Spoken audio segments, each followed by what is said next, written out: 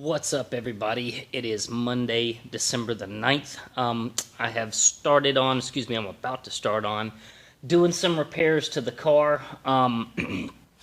Once I pulled the quarter off of this thing, I found a lot of damage that I didn't know about and some that I did.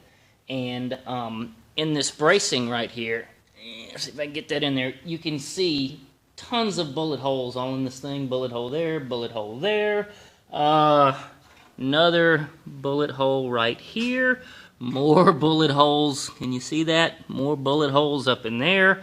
Another one down here.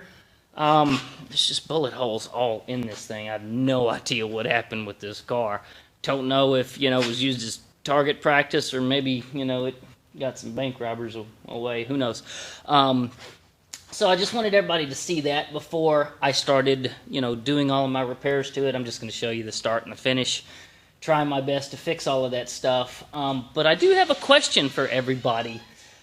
What should I do with the bullet holes after I cut them out? Like that kind of stuff, is history in the car. I don't know what happened where it got those kind of wounds, but whatever it was, hey, big guy, coming out to see Daddy.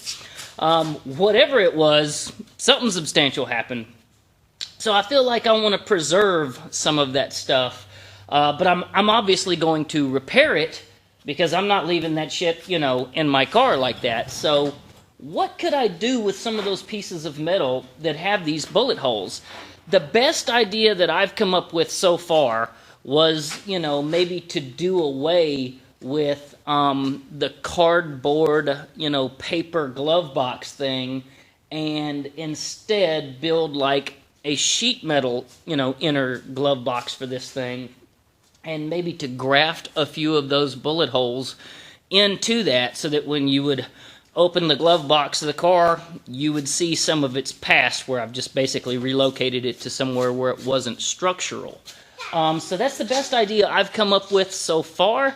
What kind of ideas you guys got? Anything cool that I could do with that stuff? Be curious to hear what y'all think.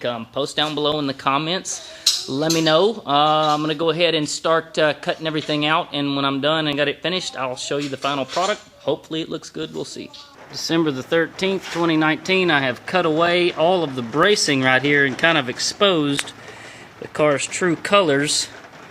And oh, God, it's just a mess. Just a friggin' mess. Sunday, December the 15th. I pretty much spent the entire day making repairs in here. Cut this area out, this area.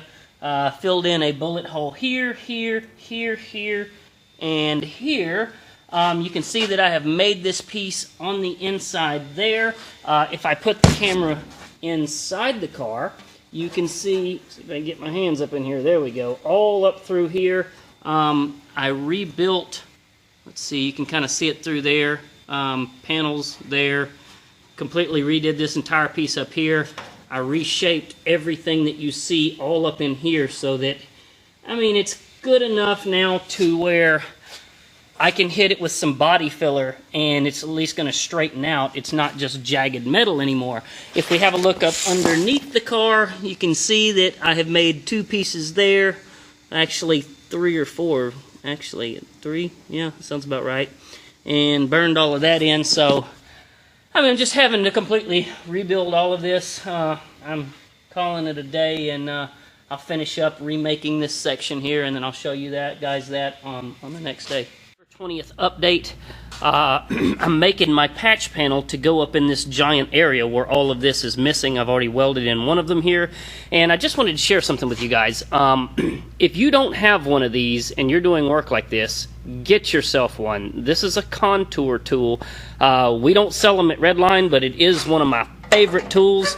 You can take this thing and just kind of slide it up into place where you want it to go, push in on it, all the little fingers conform exactly as you want them to be so that you can find out what that profile is, and then you just lay it down right over your cardboard, or in this case I'm using 110 weight paper, and then of course I'll trace it out right across there, and at the end of the day I'll end up getting an exact match for that metal to fit right up into this very unusually contoured surface all the way through here. So a contour tool, I recommend the hell out of it. Those things are awesome. Alrighty, got my patches made. Everything fits together really, really nicely. And time to weld it all up. Good golly, I have finally finished repairing all the gunshot holes. You can see that piece was right there, holes all in it. This piece was up in here, holes all in it. I'm really happy with how it turned out. My welds on this really thin stuff are getting better. It's really just a battle of trying to keep from burning everything right through because it's so thin. So, you know, you can't really weld it like you would, you know, traditional 1/8 inch thick stuff and whatnot. Let's see inside the car. Alrighty, in here I've done a lot. I've completely remade this piece as well as this piece. I've kind of shaped that out there, cleaned everything up on the inside a bunch. And up under the car I have repaired where all the bullet holes exited. Pretty happy with everything, looks good. In the upcoming future I'm going to be tackling the package tray, and it basically just looks like cheddar cheese. I don't want to replace the entire package tray in the car, because if you do, that basically means disconnecting everything in the car from that side over to that side and removing all of this, which all of a sudden makes keeping the placement of everything really, really difficult. So what I've done was I put some braces in that come off of this structure here and tie into my hinges. See, before, these hinges would literally just wobble back and forth if you even so much as thumped them, because of course the metal is just gone. So I've got my hinges in place, being held by something that is you know, a lot more substantial, and that's going to be one of my next jobs, is trying to tackle that awful package tray. I also want to show you guys something cool. All of my air tools in my surgery cart, as I've been calling it, have been just laid out in this thing, stacked on top of each other, and it really made it difficult in trying to figure out where air tools were, because I couldn't really see everything that well. So I took one of these little Pit Posse air tool racks and just drilled a couple of holes and mounted it right to the side of my roll cart. It's so cool. You just grab one, pull it off, and then put it right back on there, and it hangs from the quick detach. So that was a really cool little modification I did this week. Should have done a long time ago.